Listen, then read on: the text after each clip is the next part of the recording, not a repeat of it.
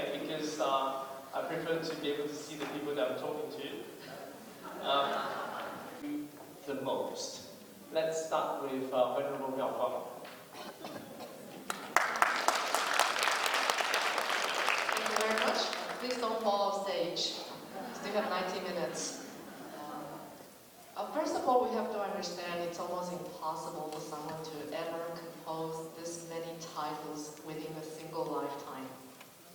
I'm not sure if we can name a second writer who ever, wrote more than 400 titles in a single lifetime, spanning so many genres. So it's actually very difficult for any reader to decide which one you like the best, or which one has the deepest influence. And so I guess this year is a very special year because we are learning to face and accept the fact that the physical body of our teacher is no longer with us. And so in the process of having to deal with this tremendous loss, I personally turned to his words, his writings. Well, as a monastic, not so much for solace, not so much for comfort, but more or less for guidance. I think it's the biggest thing he ever wants in all of us is that we rely on the Dharma. And so anytime we feel lost or helpless, only Dharma. Dharma and only Dharma will be what actually gives us strength and to lead us on. So in this sense, what gives me the biggest influence in terms of his work, it will be this in my hand. Hear me out. Messages from a humble monk. This is not published yet. I think this is a preview edition, but I think the booklets from International Translation Center are available. These are actually his personal messages in the latest part of his life. The part of his life that he was able to talk clearly and to write clearly about his thoughts. And it's actually not within the past 7 years. His stroke occurred towards the end of 2016. So you can imagine how long it has been since we're able to hear from him personally. And so the most complete collection of messages in the final stages of his life were actually in this book. Messages from a humble monk. And so that's why it has the deepest influence, because I believe he was really speaking to us from the perspective of pre-departure message. Now, this is my final words. So if you have an opportunity, turn to IDC for the booklets. It's got his messages on how he regards life and death. Well, to him, he says, it's like changing from an old car to a new car. You get a better engine, you can move faster, right, much more efficiently. And secondly, death is just like a log that has been thrown into the fire. When the log burns out, the fire continues. So this is how he helps us see the timelessness of his life, and also the endlessness and infinity of his affinities that he has established. And so another chapter which I would like to recommend from this book is actually his final words, an open letter, my honest revelation. As his final words, I'm going to leave it to maybe the second question, but I would say at this point, anytime I turn to this book, it gives me a direction. It gives me a sense of peace and calmness when I'm learning to deal with the loss of our teacher. So, you have 1 more minute. I'm going to stop here now. Learning to manage my time well. Thank you, Venerable妙for contributing to the Q&A time. So next one, can we please have Venerable Miao Xi to talk about which was Master's book that influenced the most. Good afternoon again, and I'm echoing what Venerable Huang just mentioned. It's next to impossible to say what one book inspired you. This is really difficult. But for me personally, because I came from I wouldn't say I'm Christian or Catholic, but I did attend a Catholic school for 13 years in Hong Kong, where I was born and raised, and my family was kind of a folklore, Taoist. I'm a true hybrid in religion and language and culture in a sense. I don't know how many of you know Hong Kong so well, and you were born and raised there. So I really had no knowledge of Buddhism until I moved to Vancouver and I get connected with the Vancouver Temple there in Canada. And I personally, that really affirmed for me that Buddhism will be my following, and that Master Hsing Yun will be my master. It's the two biographies, actually. Again, of course, it's hard to choose one. The first biography is, I don't have a copy with me, but I'm sure just show you handing down the light. I read both the English, the Chinese as well as the English, of course. And I think you would know that how this person was born and raised, and how he has grown and matured, and even like from a very young age, you could see that Venerable Master Hsing Yun was someone really unusual, and he really practiced what he taught. He just is not just talking the talk, he walks the walk. So this is something very impressive. And all the time there, you can see that what he said is really what he was doing. And you know that this is how, because of his resolve, because of his very, very firm resolve that it's all for the sake of Buddhism. I think this is something that really strikes me. It doesn't matter, everything is for the sake of Buddhism. He could take any insults, he could put up with any kind of hardships, or suffering, hunger, whatever. It's all for the sake of Buddhism. So this is a very firm resolve, and of course I think most of you know that he vowed to come back again. Well, of course we know that he's no longer with us, but he would come back again. He said, in my next 10 lifetimes I will be a monk again. So this is something I don't think that not too many people, should I say, would have that kind of vow. And for him, the Buddha, and what the Buddha taught would be everything. So he wrote the biography of the Buddha. So this, again, I read both the Chinese and this English version of this book. And again, this really affirmed that the Buddha, what happened to the Buddha? How come the Buddha became the Buddha? And this is the story of the Buddha. So maybe we can even find some similarities. It's the resolve, is find the truth of the universe, it's the liberation of all sentient beings. And without the Buddha, we won't be here today. We won't be seeing everyone here today. So I would truly say that I truly recommend the biographies. Thank you. Thank you very much. So we would like to now go to the end of the table to invite Venerable Yu Heng to talk to us. Auspicious greetings, everyone.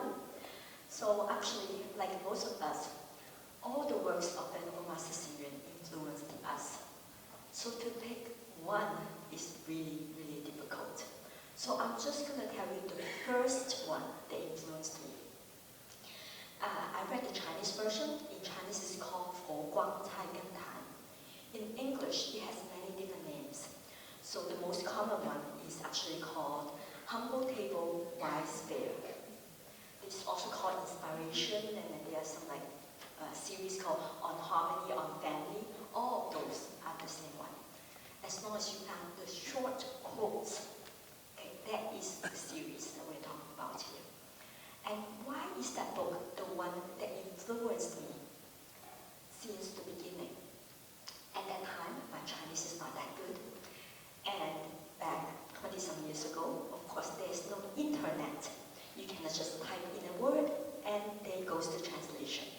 So I had to look up every Chinese word that I don't know using those hard copy dictionary. How many of you went through that lifetime? Okay, that's good, okay. So it was very hard for me to look up every single word in a book. So I chose this one, okay, they're short quotes. And I'm those people who love to think. So guess what? I only have to probably look up about 5 or 7 words. I know some Chinese, not all of them. But I only have to look up a few words. And there, I can think of what Master Hsing Yun is trying to say to us. And in a way, each of those quotes not only inspired me to think in a different direction, but it changed my life in a happy direction. And so I definitely recommend this to all of you, especially when you are facing difficulties, difficult times in your life. You might not be reading one quote at a time, but I find out something. If you ask about a question, you only have to open it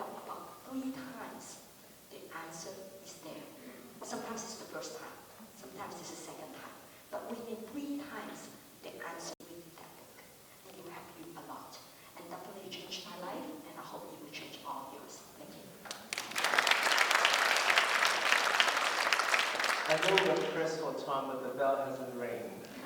So I sincerely would like to remind you what Venerable Melvin just said. It's not just a random thing. It's really through from lived experience. When you have a question, go to that book, bring the question in your mind, and open it and read the first thing that came out. And within 3 times, your question will be answered, the direction will be offered. So Reverend Melvin is very humble that she didn't elaborate more, but I'm just so fearful that it slipped your mind. It can really benefit your practice, because whatever you do is always going to be within the path of Dharma through that book. So just to introduce Venerable Melvin is actually, or Yuhen is also the superintendent of Hobangshan Chicago Temple. And now we'd like to invite the abbess of Hobangshan from Philippines, Venerable Miaojing, to talk about the book that she had in mind. But I would usually say the first one, because otherwise it would be my answer, my wanted answer. Just for me. I have a PowerPoint, so we'll just slice through it. Thanks about. After Venerable Master Xingyin has his brain surgery, he had just turned 90. Yet there is still so much love, compassion, and wisdom in him. He taught me to live a monastic life and be strong enough to face the progress of life stages from aging, sickness, dying, death, and birth. In this book, many times I have heard his voice here, as if he himself was here. I came to realize that this was what he meant by heart-to-heart connection between a teacher and a disciple. I have always felt that Venerable Miaojing was very brave, because she has been talking about Venerable Master Xingyin for a long time in the lecture.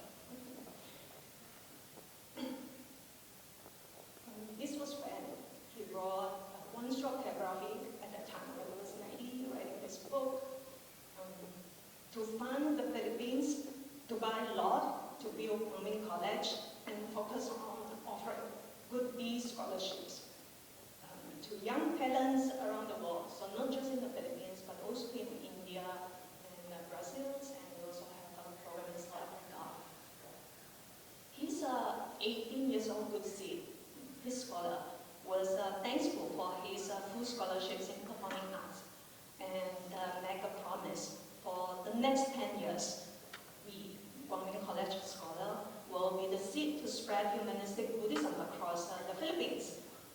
Our kind, compassionate Venerable Master Xingyin then replied, I am too old to see, but I will come back to see you. So that was an old master talking to a young woman. Women's College has a beautiful and happy campus. As guided by Venerable Master, Women's College aimed to be the Asian Pacific Center for Performing Arts and an international training center for basketball. So that was my first introductions, or part one, my answer to the first questions. Thank you very much, Abbess Miaojing. And thanks for the generosity. The bell haven't rang, so I can say a little bit more. So what happened just now is that Venerable Miaojing also answered the question that was from the last session, from the earlier session. Why are you so happy being a monastic? Why do you work so hard, tirelessly, not having wages and overtime? That was the reason why. And that moment when Master answered to that really young student and said, I will not see it, but I will come back. It's a commitment from a great practitioner, and that is what motivates us to continue doing what we do. So, last but not the least, we have Venerable Miao who is the superintendent of Hobangshan Xifang Temple. So, Venerable Miao So, first of all, again, like this is a very, very difficult question to answer in the first place. Out of so many books, like which is the best book that resonates with my needs, my goals, my practice? So first, like one of the books that I would like to share with everyone is the 100 Sayings series. This is one of the earliest translated version of Verbal Master's books. This is a compilation of all the sayings that the Venerable Master has heard and remembered and used it throughout, inspired him throughout his whole life. So out of the 100 sayings, one of the sayings that resonates me until today is the rarest encounters. So in that article, Venerable Master shared with everyone like his personal experience, but to shorten the story, how it resonates me and motivates me until today with this verse. The rarest encounters is the moment that, like many years ago, more than like almost 20 years ago, when I decided to join Foguangshan. It is because of this saying, the rarest encounters, that help me think about what is my path, what will be my future. And for me to have this opportunity to learn from a master, to learn the Buddha's teachings, that is the rarest encounters in my life. Why wait? Why hesitate? So that is the moment that I decided to join Foguangshan Buddhist order. That is the moment that I decided whatever I've learned in the past, that will continue following in my path, but I continue to grow with it. So as for myself, born and raised in Malaysia, everything that I have is just happened to be. I started to become a vegetarian like back in 17 years old. During that time, when I decided to become a vegetarian, all my classmates joined me to become vegetarian. Yeah, so what I'm trying to say is that I grew up in the conditions where I would say smooth sailing in a way. So for my family, after graduated from college, and then they started saying that, why do you want to go to Buddhist college? Why do you want to let go of the degree that you already have? And then I told them, I'm not letting go of anything. It is part of me. What I learned is always with me. And not only that, the Dharma, Verbal Master's teachings to Monastic Buddhism practice, it resonates me a lot. It's because whatever I learn in the Dharma, it applies in my everyday life. But the accounting that I've learned in the college days, I have to keep on updating. Like any one of you from different field, like for example, engineering, as a lawyer, or accountant, do you have to update yourself from time to time, right? Whatever the Buddha shared with us 2,600 years ago, does it still valid today? Whatever Verbal Master has shared with us, is it valid today? True, still valid today. Not only valid on planet Earth, it valid across the universe. So thinking of all this is the rarest encounters in my life, to be able to learn what I learned, and it motivates me until today. So this is, even though this is one of the earliest translation, but try to understand the meaning and not looking at the translation. So it is, I would recommend this book as encouragement and motivation to our daily practice. Thank you. Thank you very much. They show us the path to read beyond just using our eyes, but using our heart. So the second question, can the panelists please give us a must-read book list? Must-read. So there's 5 of them here. If they all choose different books, you end up with 50 books that you have to read. Must-read book list from the Venerable Master's collection. And is there any particular categories that you'd like to highlight? And can you please tell us why? So we start with Venerable Miaoxi. Thank you for the opportunity. Yeah. Well, I have not quite a long list, but it's not exactly like a couple of books. Okay, just to warn you. Well, I mentioned earlier on that the biographies really inspire me. So yes, I really strongly recommend that we have to read the biography of Venerable Master Hsing Yun and, of course, the biography of our Buddha. That's absolutely fundamental.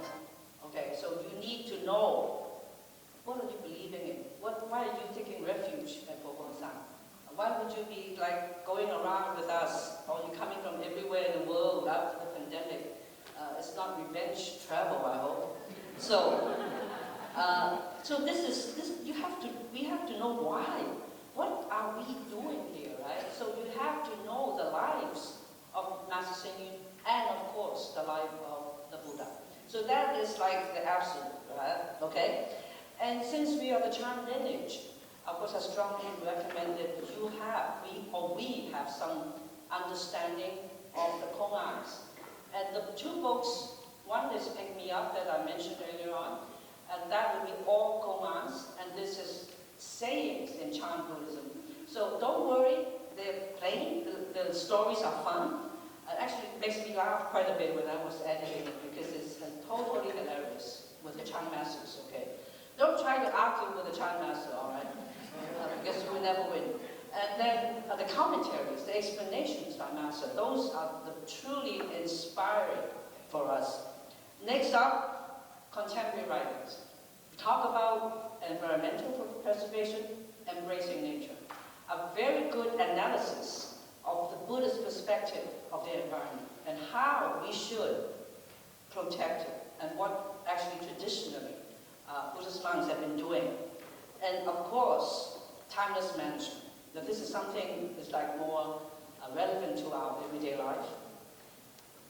And something a little deeper, Be a Buddha. This is all about, well actually there's a subtitle. Be a Buddha is Humanistic Buddhism's Hsing Yun theory and practice. So if you want to go a little deeper and more analytical, this is the book, all right? And when we practice, there will be core teachings, if we really want to go back to the basics. And of course, we need timeless management to do what we do, right? And we cannot drop our sutras either, right? So I would, of course, strongly recommend the 4 insights for finding fulfillment, the Diamond Sutra. Well, in today's world, we will say that we want to be successful, or I want my children to be successful, I want my corporation, my company, whatever you do, to be successful. So what are the way to do it? So how do we find fulfillment? So I think the Diamond Sutra, of course, is extremely popular in Chinese culture for Chinese Buddhists. But now we have an English version of it, and of course, if you read, I'm sure many of us also read Chinese. Okay, so this is the English translation of the Chinese book, Jing Gang Jing. So these are my short list, not exactly too short, but not long either. So please, start one from one, okay? So give yourself time, read them all. Thank you. Thank you very much. Give yourself time, read them all. Now I'd like to invite Venerable妙净to share the list with us. Thank you. I have learned 2 important Buddhist teachings on letting go and transcending the worldly. I give lectures to non-Buddhists and have found 3 sets of books by Venerable Master Hsing Yun especially useful that I would like to share with you today. First set, these are the 2 for learning life applications. We sponsor over 303 acts of goodness to Buddhist sacred Buddhas in Buddha schools, which focus on value educations and character building through daily activities. So the teachers are the ones that bring the 3 acts of goodness to the students. These biographies of Sakyamuni Buddha and Venerable Master are 2 foundations on humanistic Buddhism. These are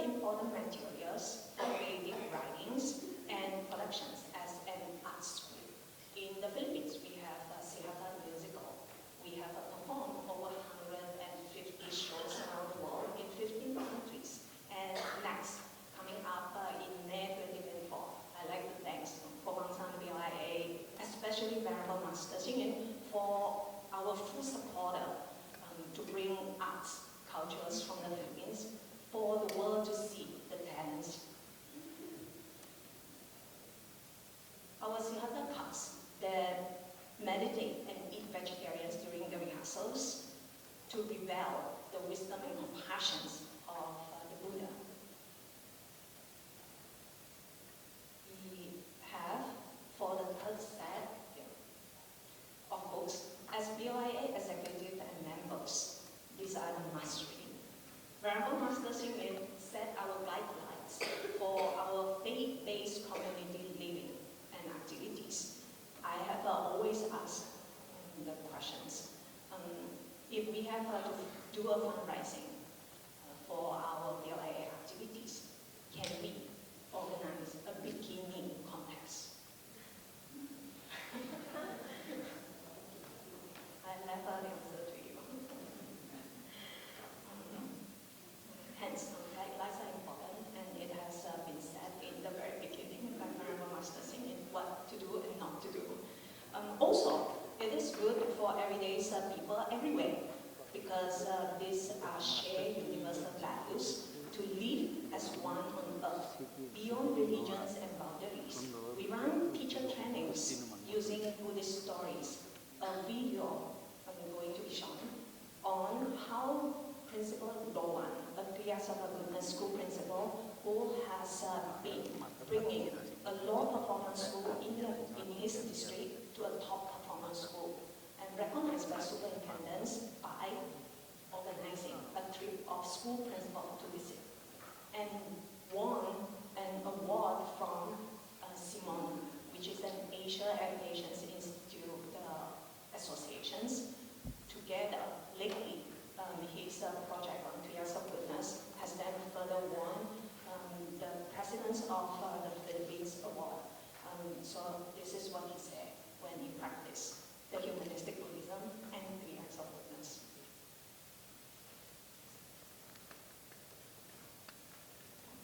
So, in defense also of the city, one of the schools that does not fail to surprise me is Buena Vista Elementary School.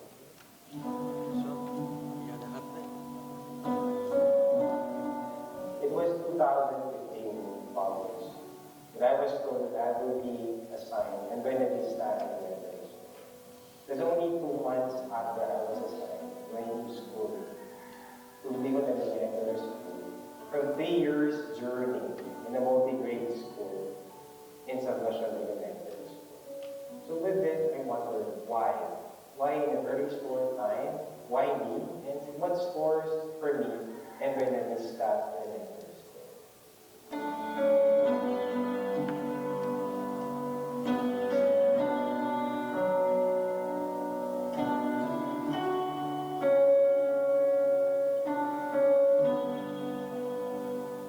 On August 18, 2015, was my first day in the university. It is the time we started to plan to meet these people in the community.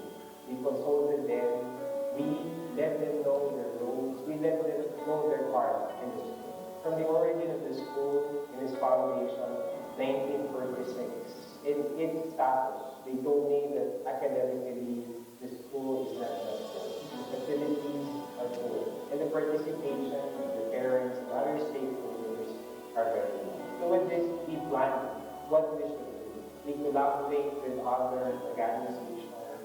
We ask the help of the community, the LGU, and the international community for the progress and for the development of the school. And yes, because of the collaboration that we have, and because we aim for a community with compassion and cultivating its wisdom through education, we are so happy with it. Ano po, ang aming paaralan, kulang pa po sa fasilidad. Ang pakulang din po ay may lang. We have this increase in participation in activities, especially the parents, authorities, and even other people outside the community. And school is awarded in the district level and even recognized in regional level. Thank you sa mga activity. Pinaalala niyo kami, hanggang kami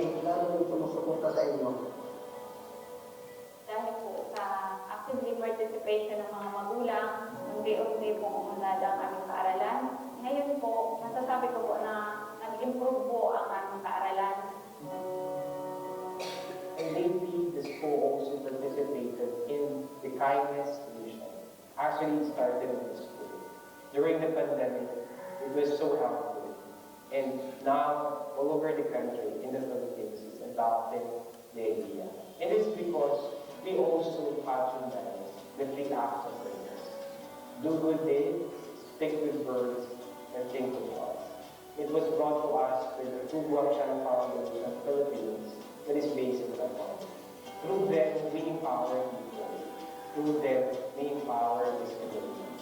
And not only on empowering community, but we have also this sponsor in Boston. They give us books and even participating in the reading buddies program for us to improve their reading skills of children through their parents and education. And for this education and learning, we have this 9 platforms that letting the people around the community took part in educating and facilitating education, even in the home.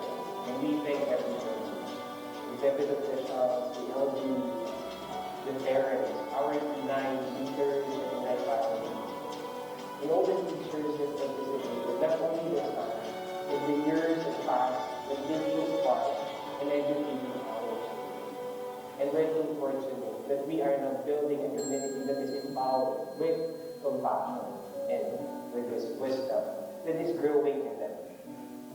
I also admire how Mr. Roman Celestra can put in a lot of creativity in order to inspire the teachers as well as the entire community of Buena Vista to come and do their share in the quest for providing quality education to the students. If our schools will be like Buena Vista Elementary School, I guess the division change plan of the Resourceful City, which is reach, shine, build a legacy, will never be far-fetched from being achieved. Thank you very much for showing how we want to bring books into the real world and engage what's really needed, which is the true spirit of humanistic Buddhism. Now we would like to invite Venerable妙藏 to share with us. Thank you. So instead of giving everyone the whole list, I just want to mention 1 or 2 books so that everyone can remember well, in a way. So besides the 100 sayings, I would recommend the books on keys to living well.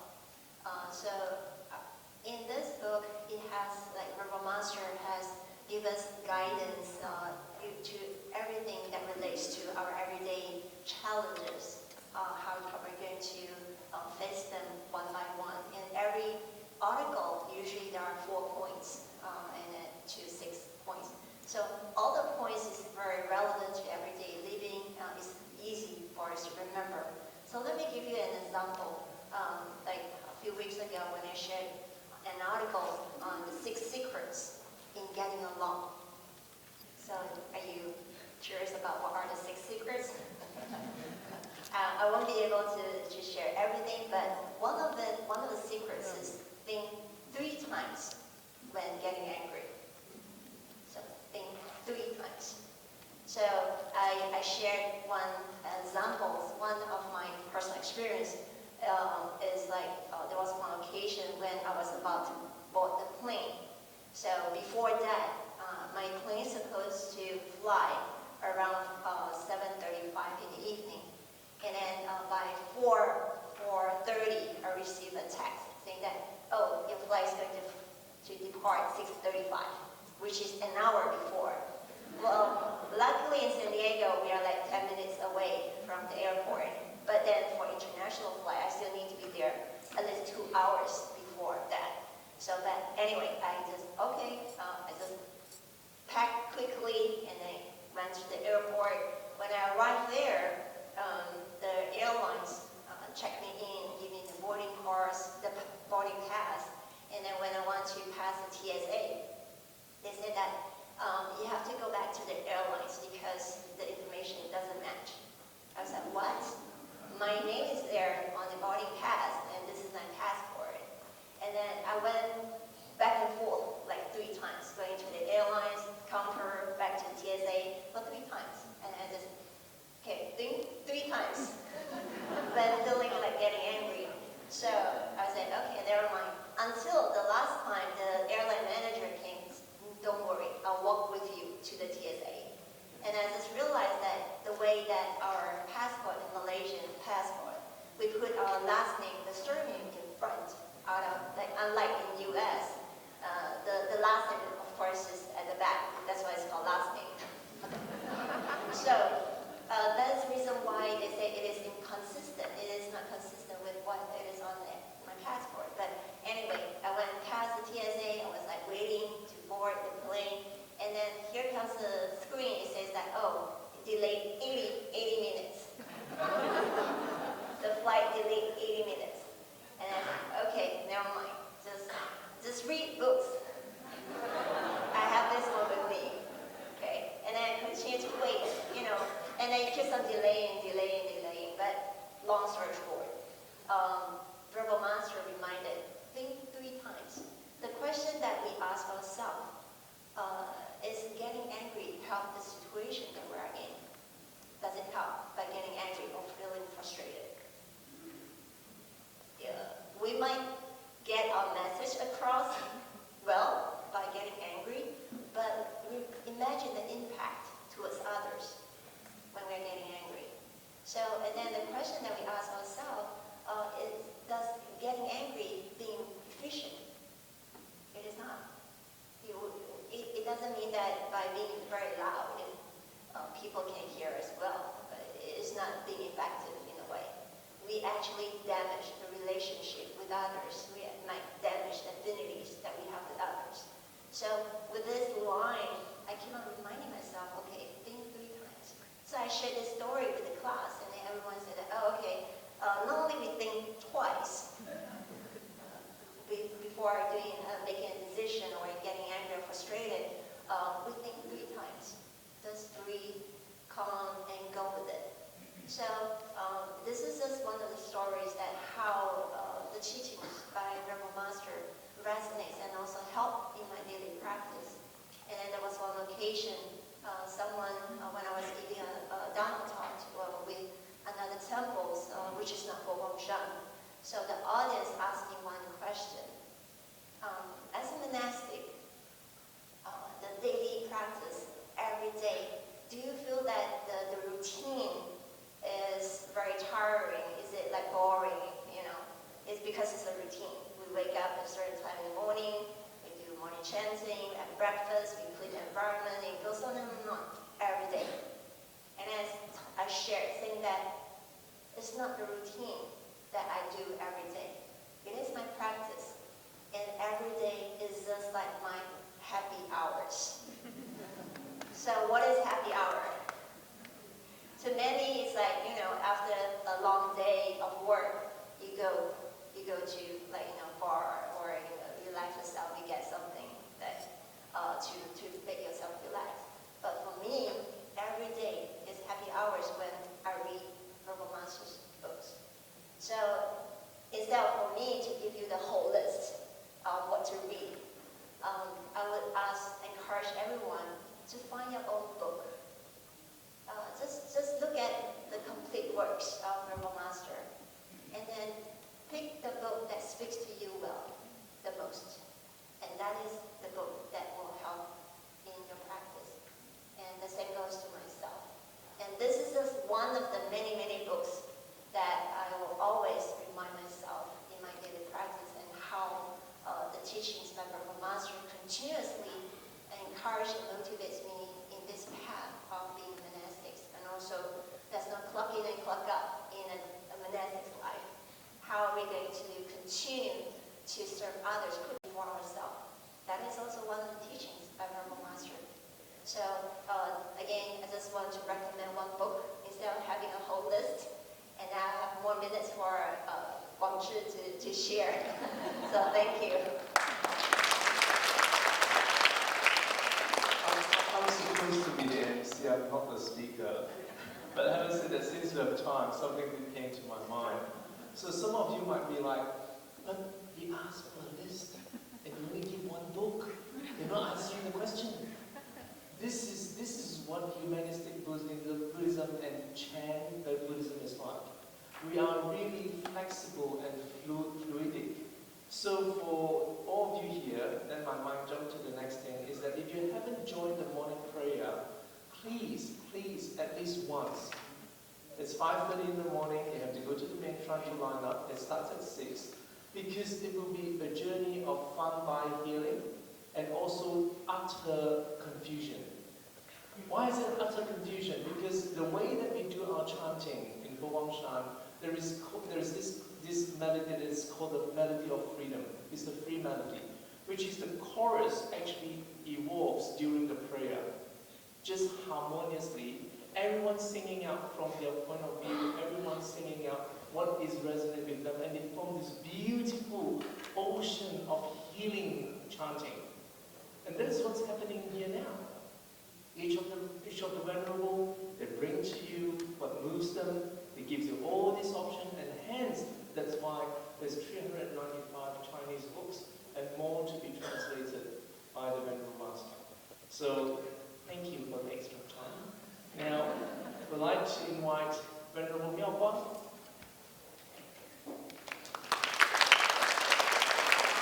Thanks very much. First of all, I have to agree with Venerable Miao Zhang that reading Venerable Master's book is indeed like a happy hour.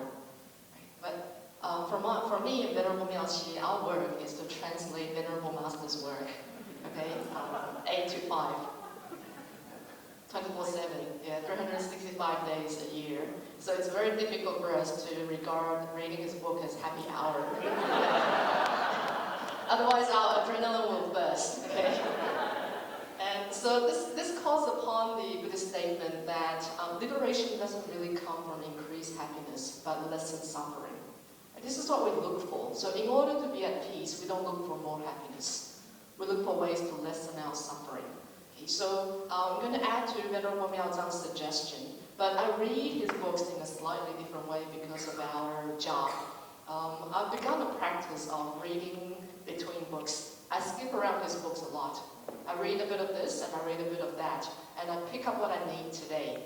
Okay, so for those who are not able to really focus on one book for a long time, during the day, you can probably try this. And so mine list stays the same as from my previous panel. But the way I skip between books is that I base on one keyword or one idea. That is, I look at the problems I'm facing today or the challenges I'm confronting. For example, to begin with, actually also my favorite, Venerable Master's 100 Sayings series. These were like his cultivation diaries, how he overcame the problems by applying the Dharma and then translated into very simple day-to-day language. So when I first arrived in Australia, I had a lot of challenges, dealing with culture, dealing with learning English, dealing with a new environment, and dealing with growing up. You know, the difficult people to be around is always your family, you know, yes or what, no matter what. And so when I came across Venerable Master's 100 Sayings series, there was a particular article that says half and half. Right? The day, life is always filled with half and half. Half day, half night. Half good, half bad. Half women, half men. And we never worry about the bad part, the bad half. This is what he says in the book. All you need to do is work on the good half, and the bad half will naturally lessen. And this actually opened up my perspective about life. You know, how we deal with dukkha overall is to first of all accept the fact that it will always be there. But the fact that half and half tells us that if there's suffering, there will always be joy.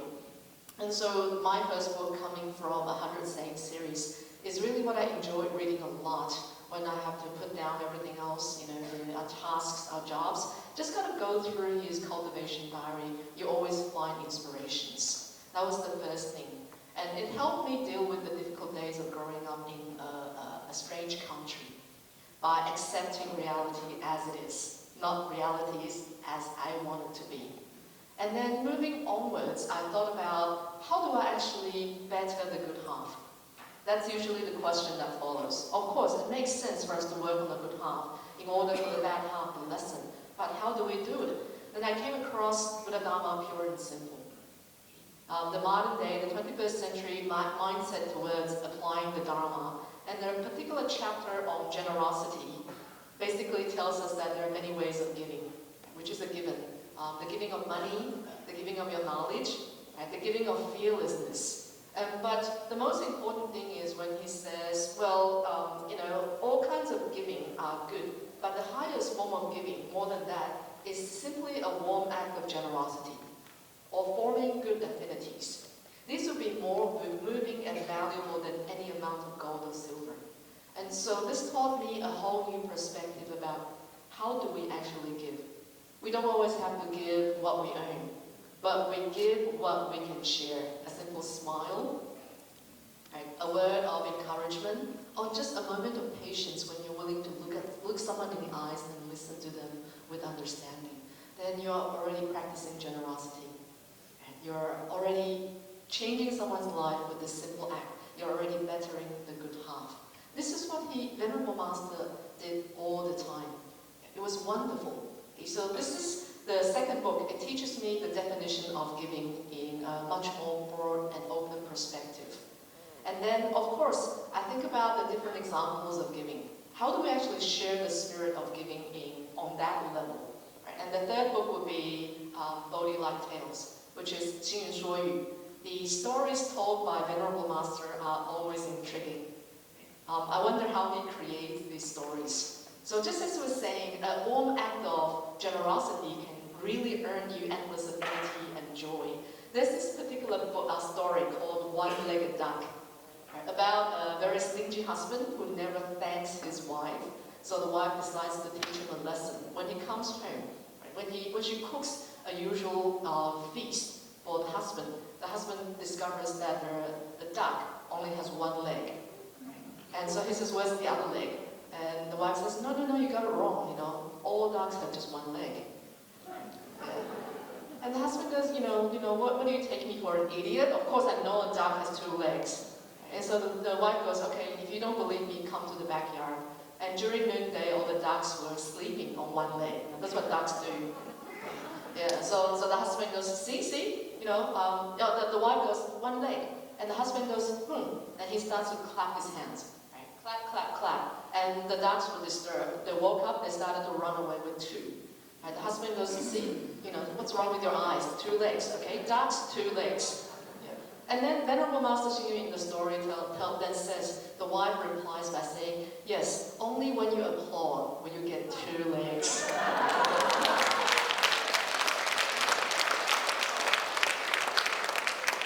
Wonderful story about generosity helps us, bring a husband and wife closer together by the spirit of generosity. Greater willingness to share your appreciation, and greater willingness to speak your heart. So this is really, the third book on my reading list. I love it so much. I read it all the time. You get a surprise in there every day. So all three books deal on the same topic of generosity, on giving. And then the final one comes down to hear me out. This really brings me back to the final stage of his life when he gives an overall perspective on how big and how limitless giving can be. So coming down to these last words, this is what he says in the opening of his open letter, an honest revelation. He says, all my life, many have thought of me as rich. But the truth is, staying poor has always been my motto. Having nothing is the way I have everything. I grew up in a poverty-stricken family, yet I never saw myself as poor, because I always felt rich in heart, right, through the act of giving. And he says, I never felt that I owned anything because these belong to the public, not me. Although I have constructed many temples around the world, none of these houses, buildings, or even any of the furniture were for me.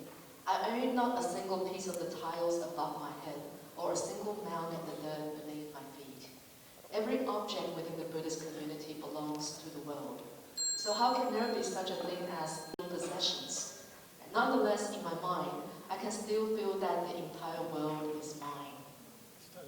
I love this paragraph because it summarizes the infinity of the act of generosity and how big a world you actually live in at the end of the day, if you follow that kind of guideline. Yeah, so the Buddha Dharma is boundless, it's endless, it's inexhaustible. You see it in the basic rites of everyday life, in his 100 sayings.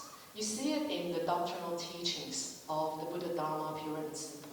Right? And you see it in the simplest words of storytelling, which is usually our favorite. And then finally come to a retrospective of our lives. At the end of our life, when we look back to our entire life, what have we achieved as a Buddhist? For Venerable Master, he has achieved nothing through the act of generosity, which allows him to own the entire universe. So this is what I do in my book list as I skip around. It's just amazing how he helps you link everything together, because basically in the ocean of Dharma, there's just one thing, Dharma. Everything you learn is one thing, that's Dharma, that you can link together. Through the thread of karma, the many lifetimes that are beads gives you a rosary, right? A chanted bead that you wear on your wrist that gives you everything. So, again, when you have time, sit down to read the whole book. But when you don't have time, it's okay. Just flip through anything you can get your hands on. Venerable Master will always surprise you. And the way he surprises you is to help you overcome your challenges. And the way he inspires you is to help you transcend your limitations through the very simple words he has written down. And so this will be my list of 4 books, but it will give you the entire world. And translated into Venerable Man Guang's word, nothing. Okay, thank you.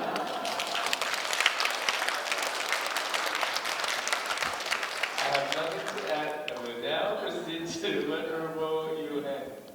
Thank you.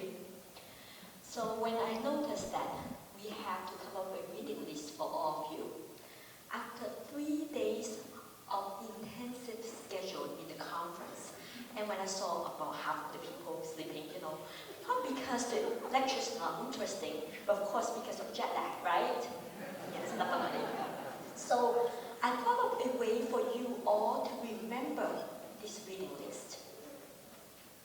So I thought, this conference is BLIA General Conference, right? So let us think about B. B for basic. L for light reading or leisure reading. I for intermediate level reading. And then A stands for what? Advanced, thank you. Okay, so for those of you who have already joined BLIA and become a Guangsan devotee for 5 years more, you should be looking at the intermediate level list. That means if you found any that is in the basic list that is not already, you read them already, take out your phone or your paper again, but I guess everyone has a cell phone now, and put them down, jot them down, record them, because that is something that should be on your list of already read books. Then if you say that, I've read almost every single book of Venerable Master Hsing Yun, but then there are still some that I have not yet done yet. Then maybe from our, what we call a group discussion, we can come up with the list that you have not read yet. Because I'm guessing that if you've been with Bobangsan for over 10 years, the English collection is not that huge, right? Less than 100 books. Okay, that includes the booklets. So it should be okay for all of us if you've already joined us for over 10 years. So I see a lot of people nodding. So I'm definitely going to ask them also for the advanced ones. So let us come up with the basic ones. From the earlier 2 o'clock today up until what the 4 panelists have been talked about, what do you think are the most basic books that we must read? Starting with LC is the suggestion. Remember, we have to remember who our founder was. Founder of Buddhism, founder of Guangsan. What are the books? By our Guru Shakyamuni Buddha, to know about our founder of Buddhism. And then what else? Talk louder. More confident. okay? That one is Venerable Mel Guang's. I talked about that one, but that's really good still. Okay? She talked about handing down the light, because that one is biography of Venerable Master Xing Yun. And those of you who already read that one, try to read the other one, the bright star, luminous cloud. Okay, that's also a biography of Venerable Master Xing Yun. The other one is more like autobiography, but not really biography, but then more or less like that. Okay, that's pretty good. So knowing our founder of Buddhism, Buddha, and then also knowing our master, the founder of Fo Guangzai, Venerable Master Xing Yun. Then also very important is humanistic Buddhism. Now, some of Venerable Miao Jing's list is already have some of those humanistic Buddhism books, but maybe because the words are too tiny, if you don't know the cover, you might not know them all. But for those of you who remember, which books are about humanistic Buddhism?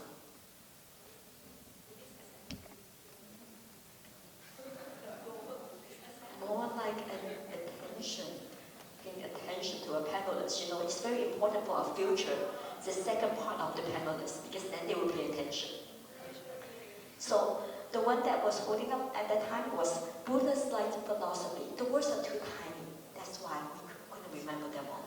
It's called Buddha's Light Philosophy. And then also what Venerable Mel Guang talked about earlier in this session, not our session, but the earlier session, the humanistic Buddhism, holding true to the original intent of the Buddha. Okay, those are extremely good books to learn about humanistic Buddhism. So these books right here are the ones to learn about the founder, the master, and humanistic Buddhism. Of course, there are a lot more, but since all of you guys are looking at me like that, so I'm going to stop there for now.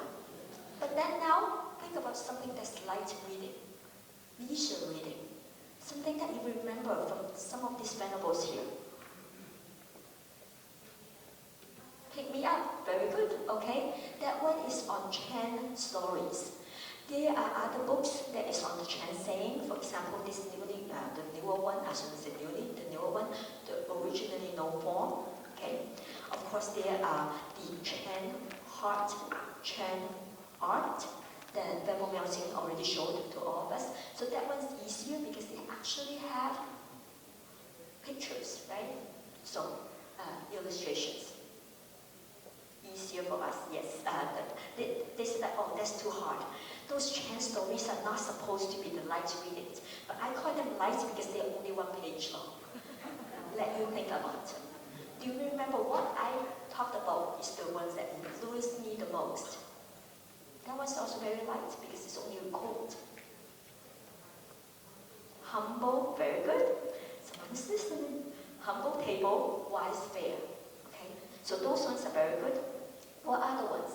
What Venerable妙zang mentioned. She's going to hold it up. Yes. Key to living well. Okay, it's actually a series of books, and it's called Dharma Words. The other one is called Mind of the Practitioner. All of these are very, very light reading that you can do within 5 minutes, maybe 10. Okay, for the quotes, definitely within a minute. So I call them all those light readings. There's one more that I would recommend to all of you. It's called The Pearls of Wisdom, The Prayers by Venerable Master. And not only do you want to read it once, but maybe you want to read it daily. You can pick the same one, or you can pick different ones to read. Okay? So I call those light or leisure time readings. Then intermediate. Can you think of a book that you read that has not been mentioned yet? You think it's more intermediate? Yeah. Original intent. Okay, so that one you consider as the intermediate level. That's pretty good too, even though I listed them as basic. Rapper's Horn. That was actually advanced, by the way. The Rapper's Horn that was mentioned by Venerable Man Guang earlier, you know, remember the no thought? Doesn't mean the nonsense, right? No thought, no what? Form, and no non-abiding. Thank you. Okay? So that one is actually advanced. We're talking about a harder sutra. Okay, so intermediate ones are more like the core teachings. How many of you have read the book? Okay, only a few. Halfway, okay. Buddha Dharma, pure and simple. How many of you have read that one? Okay, that's pretty good. Those are all intermediate. Then there are also the for all living beings that Venerable妙净mentioned about. That was on the 3 trainings of Buddhism, very basic. Okay, so it's supposed to be in the intermediate stage.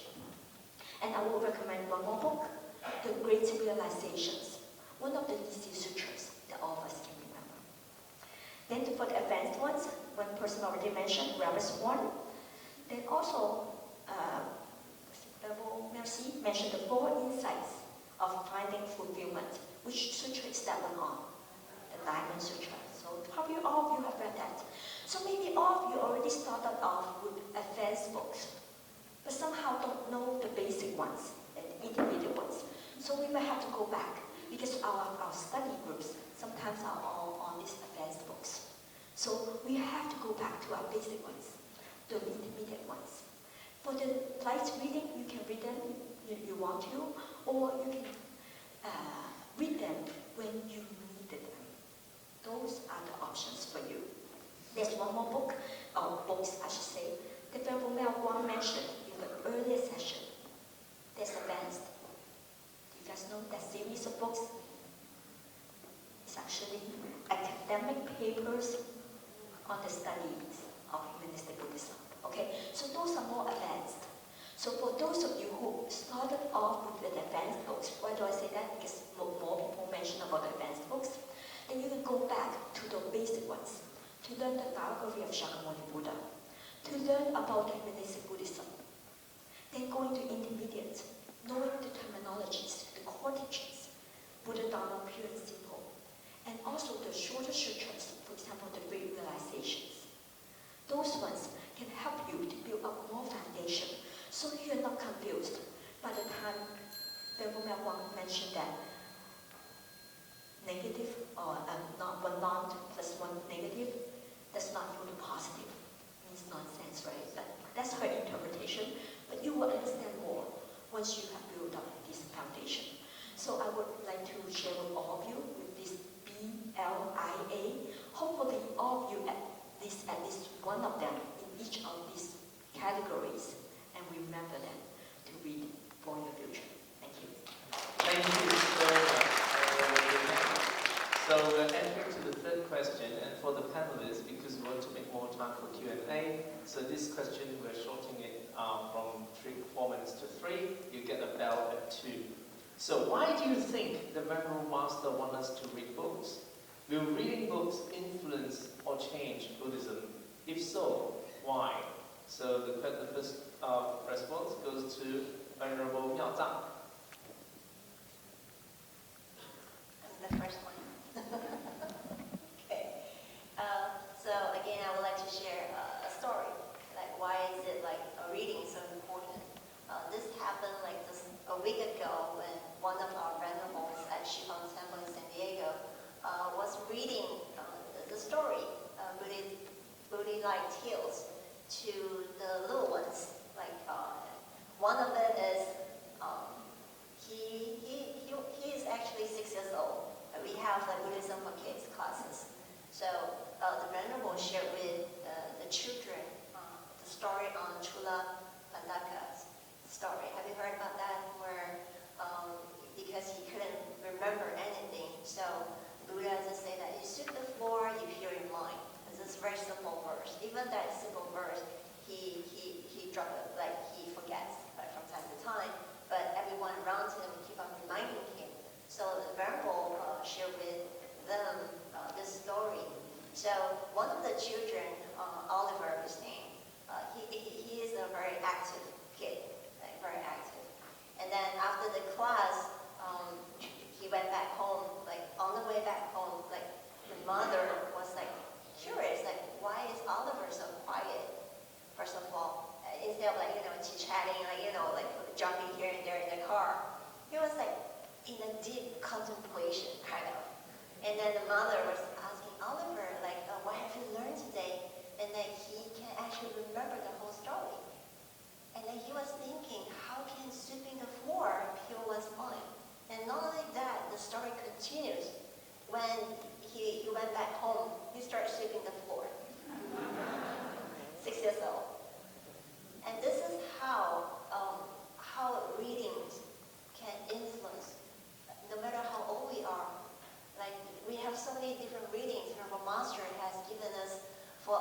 ages, no matter how young you are or how old you are, by reading books, by reading the teachings by Venerable Master, somehow it will have an influence in one's life, no matter how old they are. So this is just one of the many stories that I have. And then from that day onwards, Oliver, you can see him with a broom. Still contemplating on that question, how sweeping the floor can pure one's mind. So we wait for the Chan Master to enlighten one day. So thank you. Thank you very much, Venerable Miao Zhang. So we'd like to now invite Venerable Miao Jing to respond to the question.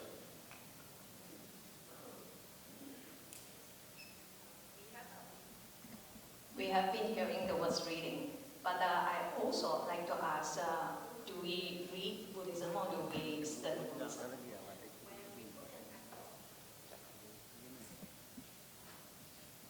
Just turn off. When we put an effort to classify our body and mind, we cultivate these or sow seed to walk the Buddha's path. Thus, we recite the sutra for the needy, living, and deceased alike. Then we dedicate the merits. Venerable Master named the faculty's building the Fragments of Virtues, the Fanglo in Fo-Guang University, Yilan.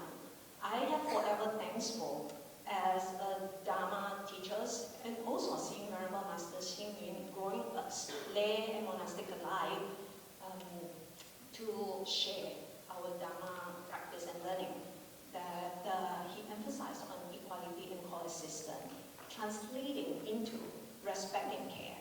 We not only make friends, but we also grow to have extended family in our BIA and Fo-Guang Center community.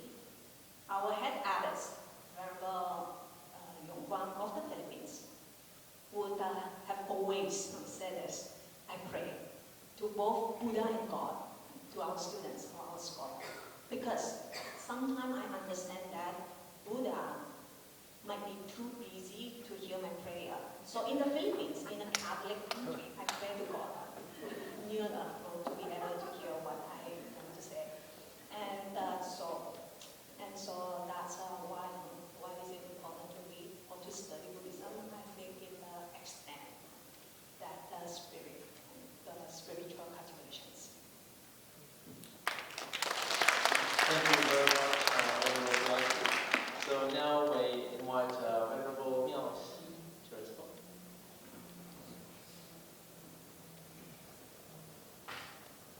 When we say we hear the Dharma, we say of our hearts, listen to the Dharma, hear the Dharma, they become enlightened.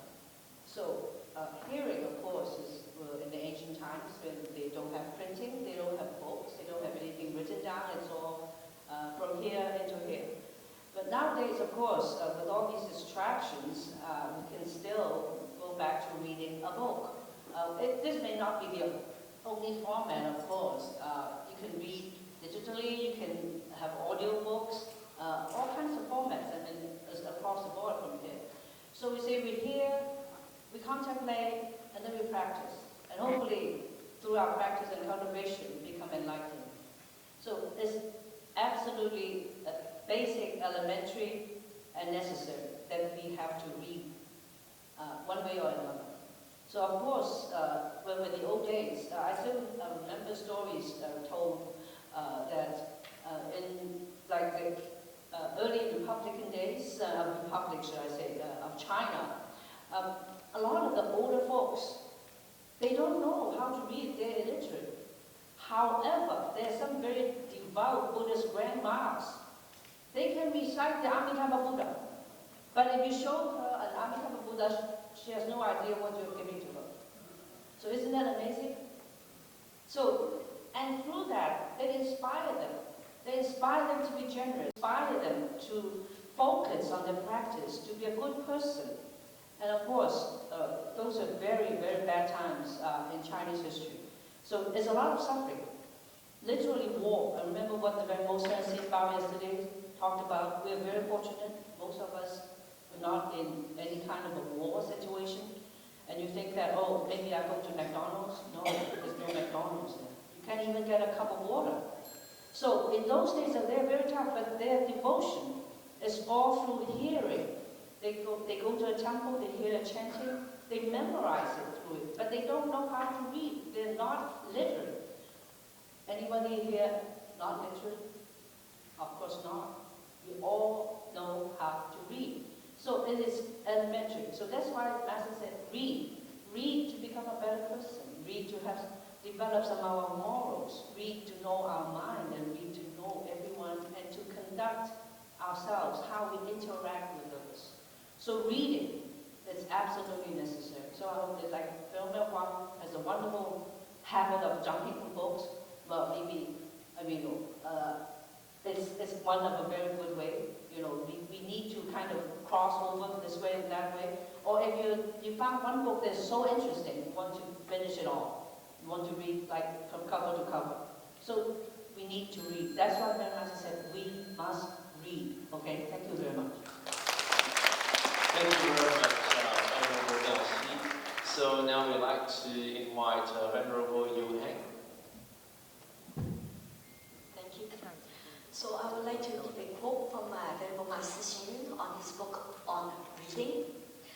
Actually, Venerable Miao Xi already mentioned one of them, which is read to become a better person.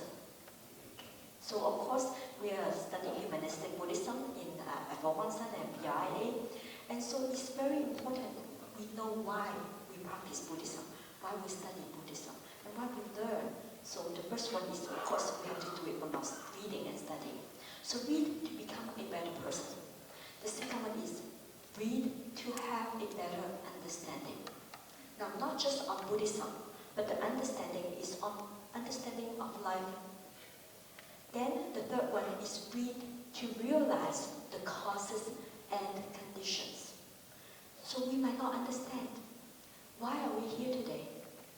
But if you read, then you will truly understand causes and conditions. Then the last one is read to know our hearts. That might be the most important thing. Okay. So as the earlier lecturers already mentioned, the most important thing about learning Buddhism is to know our mind, our heart. So when we read, we can get to know our hearts. So for these four things, the quote from my master, read to become a better person, read to have a better understanding, read to realize the causes and conditions, and read to know our hearts. Thank you. Thank you very much, Venerable Yu Heng. And last but not the least, Venerable Miao Guang. I think they pretty much said it all. Venerable Master writes this 4-line verse as the guideline for our Humanistic Buddhist Reading Association, which they've already mentioned. And so I just want to add to why Venerable Master wants us to read, because he has written almost 400 books. So why wouldn't he? He says read. Okay? Yeah, but what happens once we read? Okay, coming back to my sole purpose for learning the Dharma, that is to seek liberation. Liberation from what? Liberation from suffering. So again, liberation does not come from increased happiness, but from lessened suffering. That has always been what I realized in his ways of teaching. So as I read his books, I find it to be a very healing process. Because every time I read, I understand, I realize I am lessening my suffering from his words of guideline. So how about you? Would you like that? Would you like lessened suffering? Yes. Or do you prefer increased happiness? You can have both. You can have both in all of his books. But I think these two basic ways are his way of showing compassion. Just quickly, on the moment he passed away, I was actually in the sky. I was on a plane rushing back to Taiwan, coming from a very important meeting. Okay, so you can understand how big that moment was for me, because we prepared for almost 10 years for his passing away. And when it happened, I wasn't around.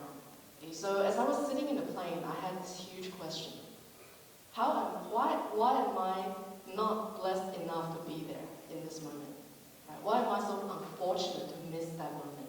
Okay, so that's when suffering arose. And I couldn't move, I couldn't think. I was just sitting there not being able to do anything in the flight. To the extent that the flight attendant came to me and said, "Are you okay? Do you need a doctor?" And then so I realized at that moment what I needed to do is to think about what Venerable Master has taught me. So I began to seek desperately for his words. Then my mind turned to his open letter, his final words about what he wanted to say to me. So the transition was so fast. As I read this, he began by telling us he never wanted to earn anything, but the best thing he had was his affinity with all of us. That was one thing. And the second thing he said to his monastic disciples, don't focus on possessions. Focus on sharing the Dharma. That's your greatest possession. And then thirdly, he says, follow the guidelines of the Foguangshan order. The regulations, the systems are there, you're safe. And lastly, he says, I'm sorry I have to leave, but I will take your affinity with me, and when I come back in my next life, I will make it up to you double-fold. And so that moment was the moment of healing for me. It took away my suffering because of the sadness of missing out on the opportunity. So that's when I realized that's what reading's about. You read to connect to your greatest teacher. And as you do that, you realize you connect to the rest of the universe. So that's why he says, okay, read. That's why he had written so many books. Because he had packed all of his good wishes, his wisdom, his life experiences, and his blessings to all of you. He says, if you read it, you will see me always. If you read it, you can see me anywhere, anytime. And then that is the best way to remember me. So, would you like to read? Yes, please. Why would you read? So you see Venerable Master, you remember him, and he's always with you. That's why we read his books. Thank you so much. Thank you so much, Venerable妙光. So we are now at the last question, and then you will have to come up with questions. We rush them through so that we have more time for Q&A. So the last question is, please pick a quote from the Master's work to motivate our participants. So let's start with Venerable Miaoxi. Well, it has to be I am Buddha. Can you say that? I am Buddha. Well, I wouldn't say I come from a Christian background. I just went to a school, okay? And a Catholic school, a convent school to be exact. And, well, we pray every morning we pray to a crucifix was there, and every day we pray. Every single school day we pray. In the morning we pray before we leave school. So it's always praying to God, praying to Jesus. But when Master said, tell yourself, I am Buddha, that's almost like earth-shattering. Because nobody would say that, well, when you say I am God, they think that you're crazy, or you're drunk, or you are too full of yourself. Just think that, who makes you God, right? That's the saying there. So it's everybody can be a Buddha. That is exceptional. I am Buddha. Thank you very much, Venerable Yuhan. Okay, my quote will be, where there is Dharma, there is a way. There is one of the quotes, a famous quote by Venerable Master Xing Yun. And of course, in order for us to have the way, we need the Dharma. And how do we get the Dharma? Of course, from reading. So I definitely hope that this poem inspires all of you to read the entire English collection of Venerable Master Xing Yun's works. Thank you. Thank you very much, Venerable Yuhan. The quote would be, it's great to have you. 有您真好. Why? Because Venerable Master said a big thank you to all of you. He says, without you, Foguangshan would not be possible. Without you, Liya would not be possible. So we would like to carry on that legacy. It's great to have you. Thank you for the opportunity. Venerable Miaotan. So the sentence will be the reverse encounters. Just like everyone here today, they're coming from everywhere around the world. This is the reverse encounters among each other. So we uphold every causes and conditions that happen in our life, and we cherish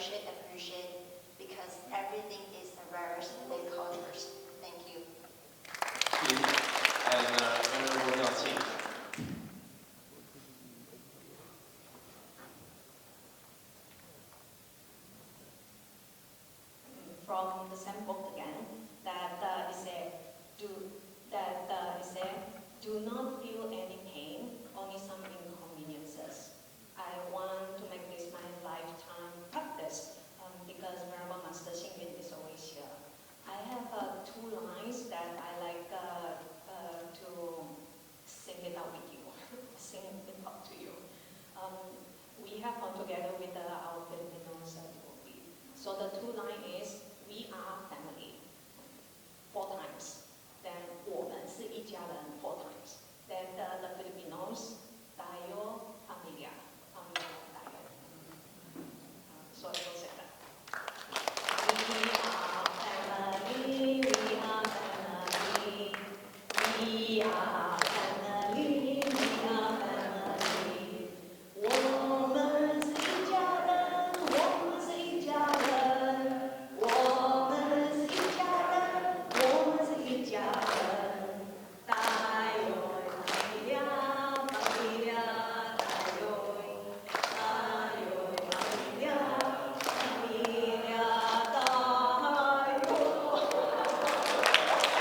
There are community foreigners always here from the Philippines.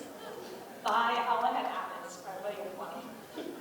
Thank you so much, Venerable Miao.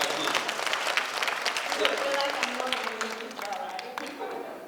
So majority, if correct me if I'm wrong, majority of Buddha's sutra came from Q&A. Yep, Buddha is always answering questions. Now we have such knowledgeable venerables in front of us. We just have about 8 minutes.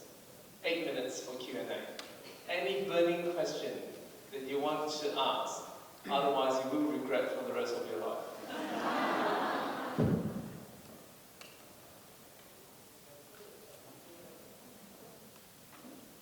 It was mentioned that music should be perhaps melancholy but not sorrowful.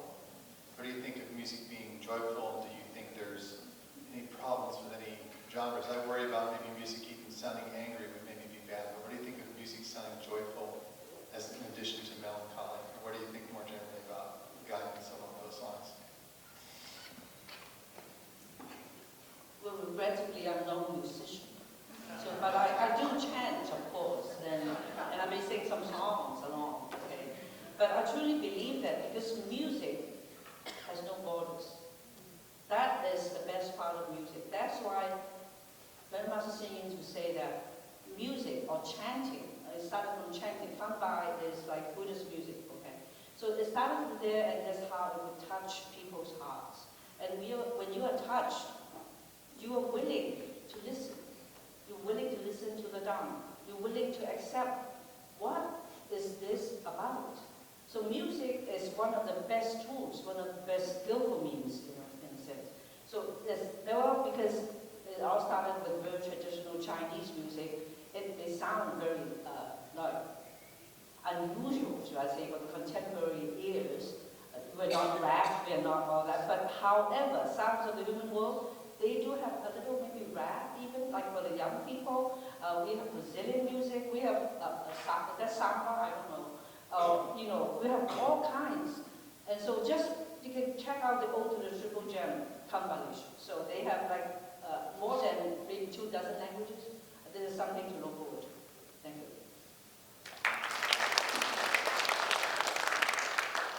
7 more minutes. Yes.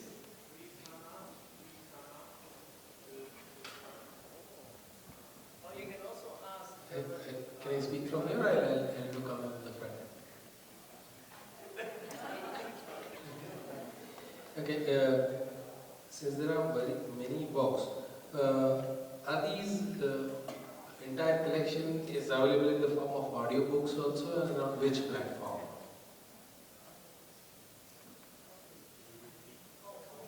Audiobooks, and where do you get them from?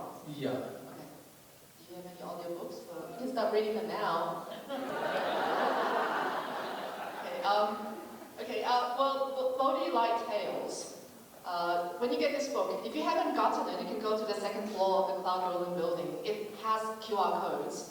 And secondly, on YouTube, this for what we have right now, you can also Google Google Boguangshan English Dharma Services. Okay, Boguangshan English Dharma Services. Then you will be able to access audiobooks. And there's also another one on the App Store. The App Store is called Master Xingyun's Audio. Okay. If you search for those words, you'll be able to download an app with all these audiobooks of Venerable Master in different languages. You start from there, and you can also Google Boguangshan International Translation Center. The FGS International Translation Center, they have also begun to produce audiobooks.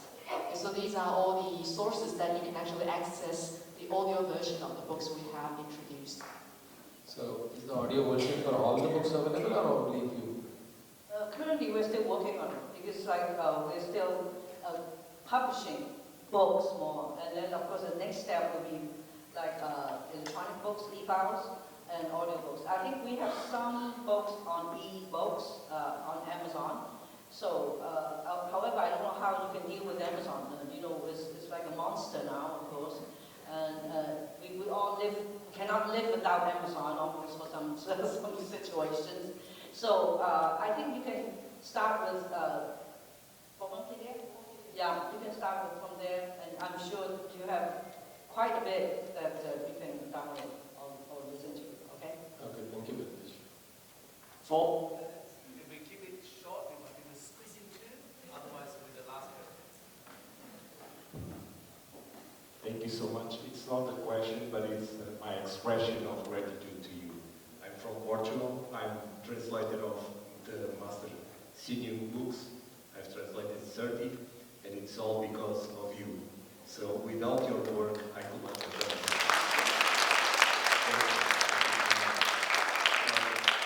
I listened to the last words of Venerable Master when I was here, and I could only listen because of your translation. So thank you so much. Last question.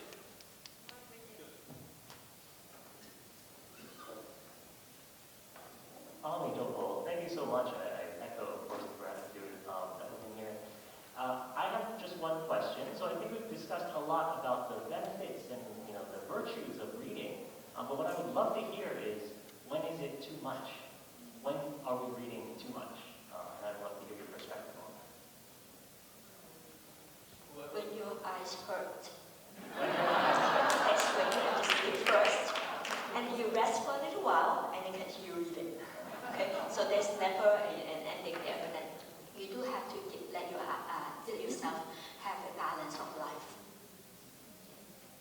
Well, Venerable Master Xingyun had written different books on the different occasions, but he follows the tradition of the Buddha Sutra. Anything the Buddha said, he did. And so you could begin with maybe any time you pick up a good message, first try or give yourself a chance to put it into action. And I think slowly, when you're able to do that with everything you read, it will not be too much. But when there's more saying than doing, then it is too much.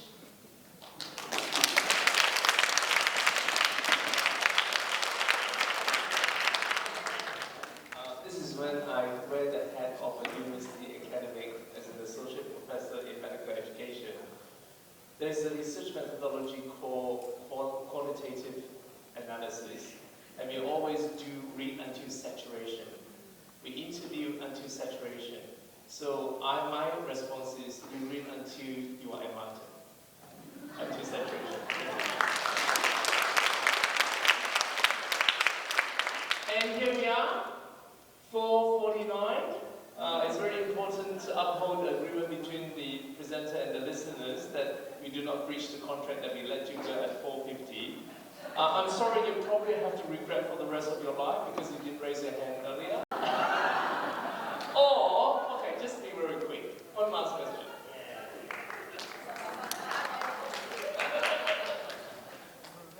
First of all, I thank you for all the venerable and all the Shusong Sijie.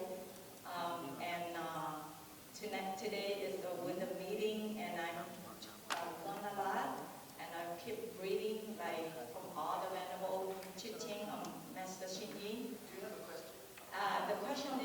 I'm glad I'm here, and I pick up a few books, and then I keep reading because I just beginning to learning the Buddhist. And I'm glad to be here, and I'm very happy to meet you all. And also, thank you, my Venerable Johan. She brought me here to learn a new word, and we keep doing. And thank you. So what you did is not a question, it's a statement. Having said that, you are the most valuable because we're always so happy to see new people joining us because there's so much that needs to be done, and thank you. It's so good to have you. Now I'll hand it over to Chijo to end the session. All right.